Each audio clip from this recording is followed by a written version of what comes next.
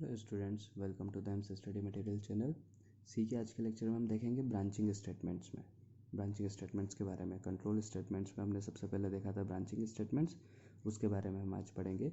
तो branching statements में हमने दो तरह के स्टेटमेंट्स देखे थे, इफ़ और स्विच। ठीक है, उसमें सबसे पहले हम देख रहे हैं इफ़ स्टेटमेंट्स। तो इफ़ स्टेटमेंट क्या होता है? इफ़ का मतलब जैसे हिंदी में क्या होता है, यदि। तो ये सेम इस टाइप का ही है। The if statement in C is used to perform the operations based on some specific condition.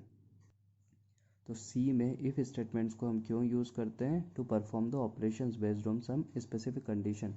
उन operations को perform करने के लिए जो किसी specific condition पे ही, जो किसी दी गई condition पे based हो, उन operations को perform करने के लिए C में हम if statement का यूज़ करते हैं।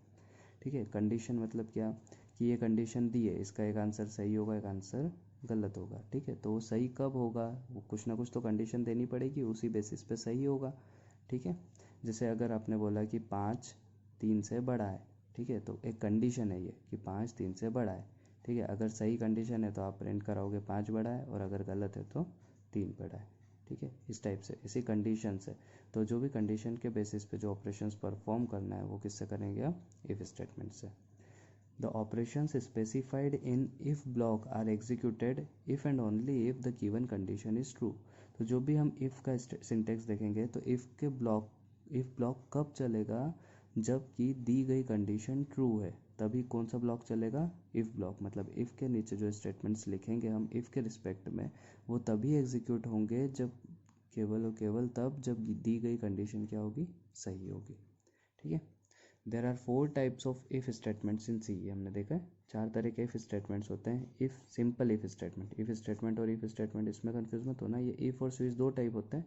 अब इफ के अंदर इफ स्टेटमेंट, ठीक है, या तो इसको हम सिंपल इफ बोल सकते हैं, if else statement, nested if और एल्स इफ लैडर। 4 तरह के इफ स्टेटमेंट्स होते हैं, इनको देखेंगे हम।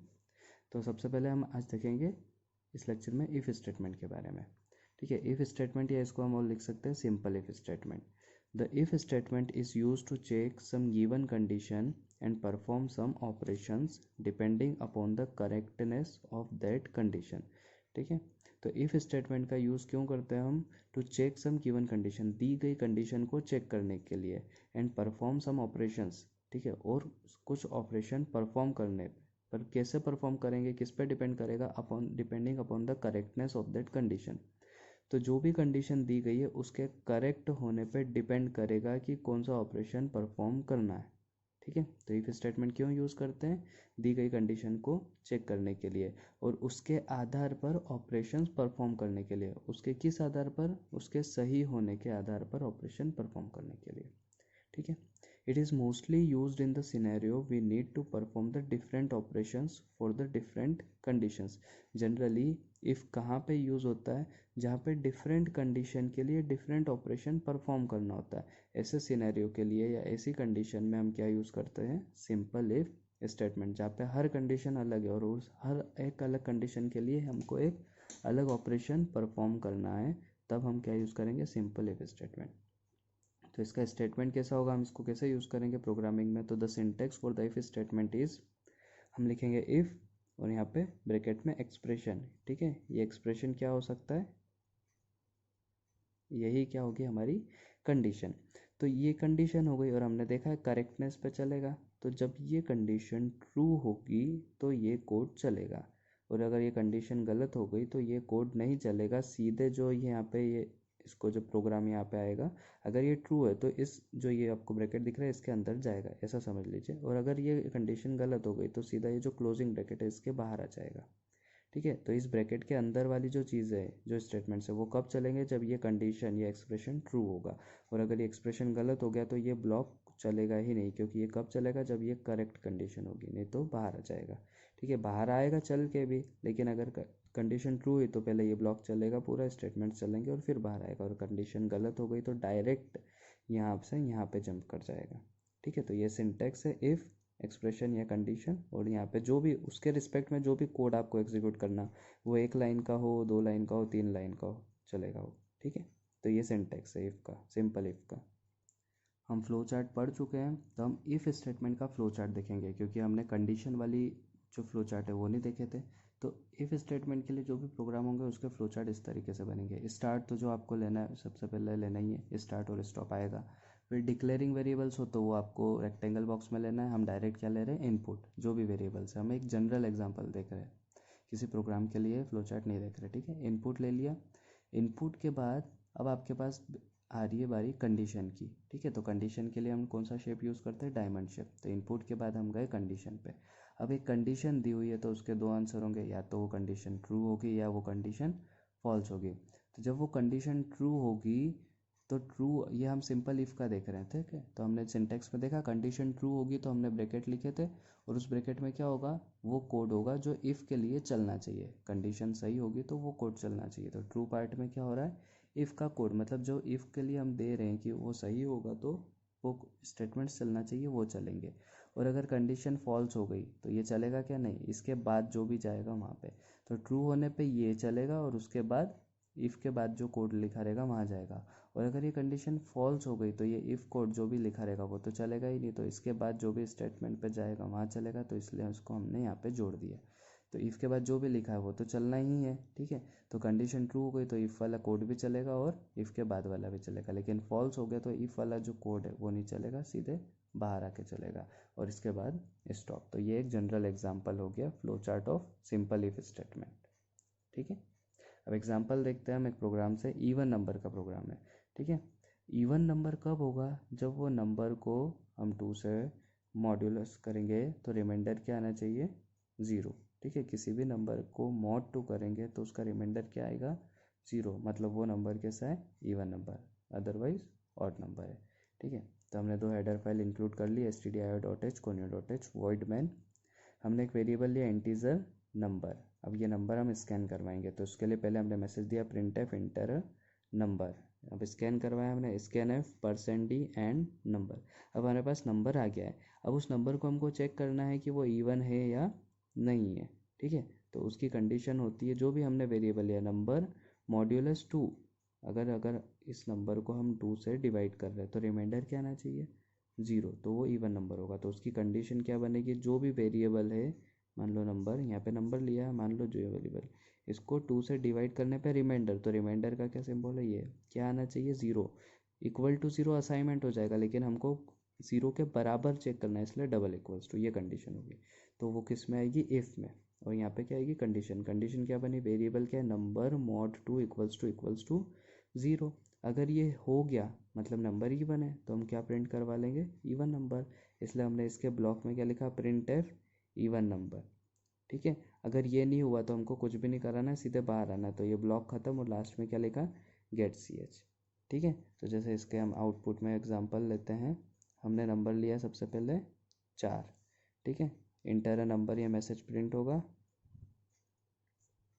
इंटर नंबर, ठीक है। स्कैन एफ में हमने क्या प्रिंट करा, 4 प्रिंट करा मान लो, ठीक है। हमने स्कैन इनपुट दिया तो number mod 2 equals to 0, 4 mod 2 equals to 0 होगा क्या, 4 को जब 2 से डिवाइड करेंगे तो रिमाइंडर 0 आएगा, हाँ आएगा। आएगा तो ये ब्लॉक चलेगा, ब्लॉक चलेगा तो क्या प्रिंट हो जाएगा, इवन नंबर। क्लियर है, ठीक है। अब दूसरा लेते हैं हम, दूसरा आउटपुट।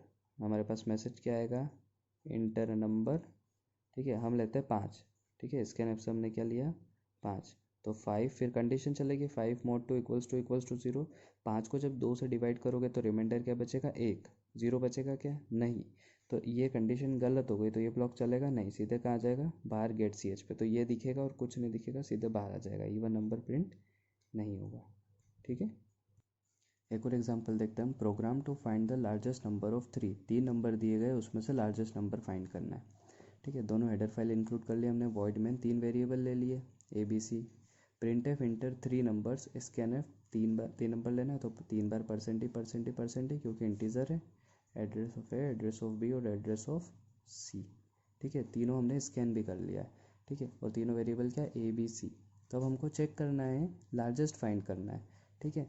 तो हमको इफ़ स्टेटमेंट, केवल सिंपल इफ़ स्टेटमेंट से करना है, ठीक है। तो कंडीशन क्या बनेगी, मान लो सबसे पहले, मान लो यहाँ पे कोई स्पेस नहीं आएगी, कंटिन्यू है, ठीक है। वो क्लियरिटी रहे इसलिए अभी लिखा है। मान लो सबसे पहले किसके लिए चेक कर रहे हैं हम, ए।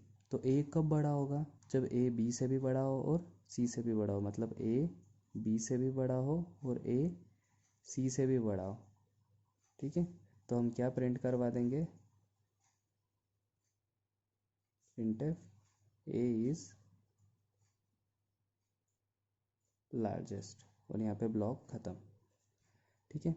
तो ए बी से बड़ा हो और ए सी से बड़ा हो, और के लिए कौन सी कंडीशन लगेगी, लॉजिकल एंड, ठीक है, और हिंदी वाला और, ठीक है। तो लॉजिकल एंड, क्योंकि दोनों कंडीशन सही होगी तभी क्या होगा, ए बड़ा होगा, और दोनों सही होने के लिए क्या चाहिए, लॉजिकल एंड। ये भी नॉन ज़ीरो, ये भी नॉन ज़ीरो, या इसका आंसर भी ट्रू, इसका आंसर भी ट्रू, तो ये पूरे का आंसर ट्रू होगा, ठीक है। तो ए बी से भी बड़ा होगा और ए सी से भी बड़ा होगा, मतलब डेफिनेटली कौन बड़ा होगा, ए। तो हमने क्या प्रिंट करवा लिया, ए इज़ लार्जेस्ट, ठीक है। तो ये ए की बात हो गई। अब बी के लिए फिर हमको कंडीशन देना पड़ेगी, अगर बी ए से बड़ा है और बी सी से भी बड़ा है, तो दोनों से बड़ा होने के लिए क्या लगाना पड़ेगा, एंड, लॉजिकल एंड। तो हम क्या प्रिंट करवा देंगे, अगर बी ए से भी बड़ा है और बी सी से भी बड़ा है, मतलब बी सबसे बड़ा है, तो हम प्रिंट एफ में क्या लिख देंगे, बी इज़ लार्जेस्ट, ठीक है। ऐसे बी को चेक करा, अब लास्ट क्या बच रहा है, सी, ठीक है। अब सी को चेक करना है तो क्या लिखेंगे हम, सी को किससे बड़ा होना चाहिए, सी को ए से भी बड़ा होना चाहिए और सी को बी से भी बड़ा होना चाहिए, दोनों कंडीशन ट्रू होना चाहिए, तो लॉजिकल एंड। अगर सी ए से बड़ा है और सी बी से बड़ा है, मतलब सी क्या है, सबसे बड़ा है, तो हम क्या प्रिंट करवा लेंगे, प्रिंट एफ सी इज़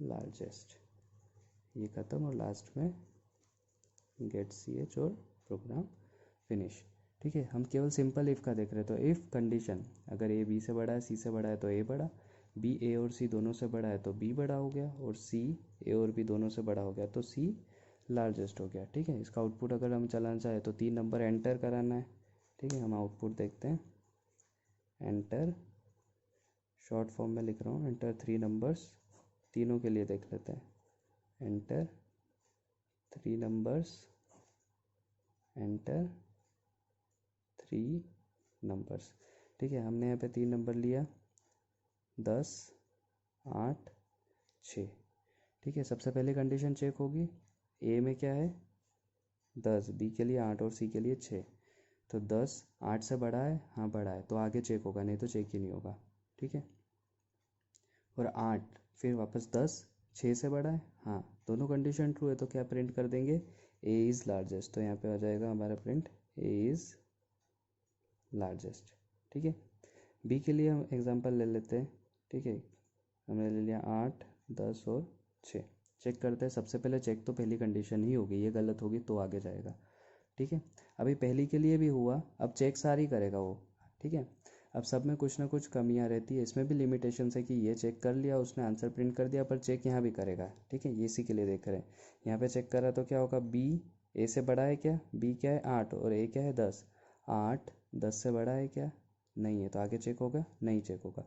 और ये कंडीशन गलत, तो ये चलेगा क्या, नहीं चलेगा, सीधे इसके बाहर आके यहाँ पे आ जाएगा, यहाँ आ गया।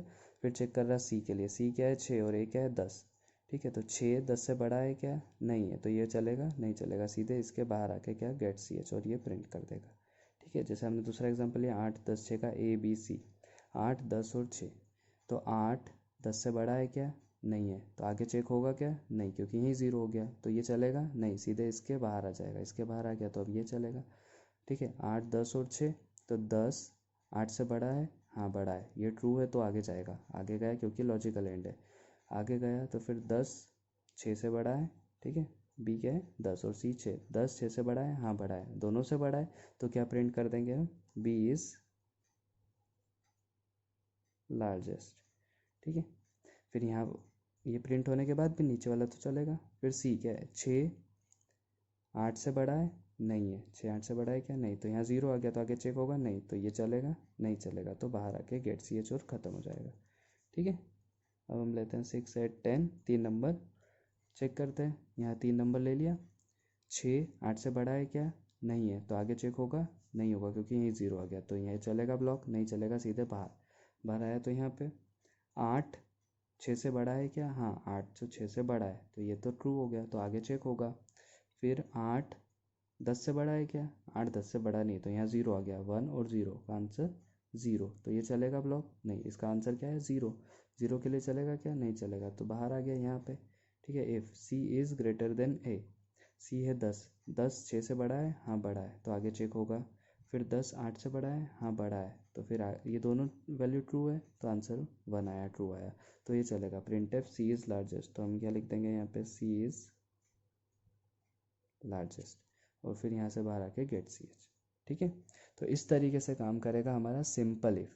ठीक है, तो ये सारे चलेंगे, भले ही आपको आंसर यहाँ पे पहले बारे में मिल जाएगा, लेकिन फिर भी ये जो दोनों हैं ये ब्लॉक एग्जीक्यूट होंगे, तो ये इसकी लिमिटेशन है। ठीक है, तो ये था हमारा इफ़ स्टेटमेंट। Thank you.